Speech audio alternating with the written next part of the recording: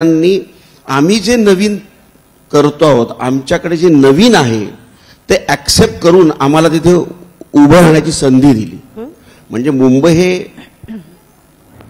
ही अशी कर्मभूमी आहे, तिथे तुम्ही तुमचं नाणं खणखणीत आहे दाखवा, ते 100% वाजणार.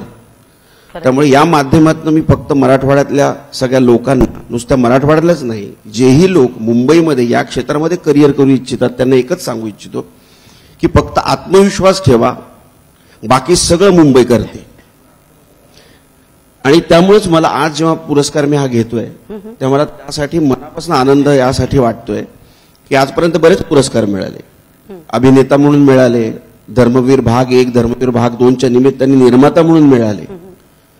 पण आजचा जो हा पुरस्कार आहे, हा मराठवाडा रत्न म्हणून पुरस्कार जो मिळाला आहे, तो सुद्धा माझ्या शहरामध्ये संभाजीनगरमध्ये 30 वर्षाची कारकिर्दी केल्यानंतर हा ऑस्करपेक्षा पण मोठा आहे. क्या बात आहे. आणि त्याचं भाग्य आम्हाला मिळालं. नाही, तुम्ही एक माध्यम आहात. माझं असं म्हणणं आहे की आज इकडे भाग्य सांगणारे सुद्धा इथे बसलेले आहेत. आज भाग्य मिळून येतं, ते कोणी घडवू शकत नाही. माझा प्रारब्धावर खूप विश्वास आहे. माझं नेहमी असं म्हणणं आहे की प्रारब्ध सटवाईने लिहिलेलं आहे. बरोबर. जेव्हा जन्माला घालते तेव्हा सटवाई प्रारब्ध लिहून तुम्हाला पाठवते आणि त्या प्रारब्धात ठरलेलं आहे की तुला काय व्हायचंय.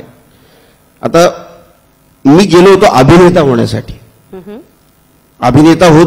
अभिनेताचा प्रयत्न करत असताना बरेच अवॉर्ड्स वगैरे सगळे मिळाले, पण एक मोठा पण होता आणि त्याच्यासमोर टिंब होती, ती म्हणजे माझा कुठलाही चित्रपट सुपरडुपर हिट झाला नाही अभिनेता म्हणून.